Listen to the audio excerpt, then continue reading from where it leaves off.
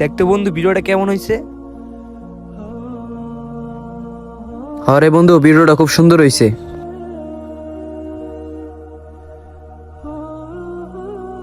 কিরে বন্ধু, তোরা কি করস? ওই দেখ ইব্রাহিম রিয়া যাইতেছে। এই বেটা, ওর বেশি পাত্তা দিবি না। ওর লগে আমি কথা কই না, তুইও কথা কবি না। ওর লগে তুই কথা কইলে আমি তোর লগে কথা কম। বন্ধু ঠিক আছে।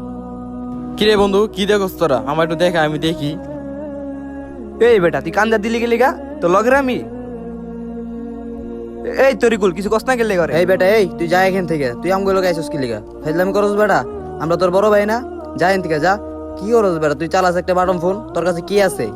যা এখান থেকে সর। কিরে বন্ধু, আজকে হঠাৎ তোকে কি হইলো? তোরা আজকে আমার লগে এরকম ব্যবহার করতেছস কেন?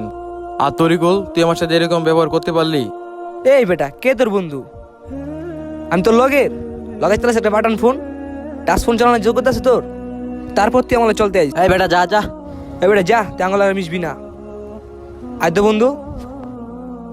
আমাদের সমাজে এরকম ঘটনা অনেকই আছে। মধ্যবিত্ত পরিবারের ছেলেদের কোনো শখ আহ্লাদ বলে কিছু থাকে না। তারা বন্ধু বান্ধব, পরিবার, আত্মীয় স্বজন সবার কাছে অবহেলিত।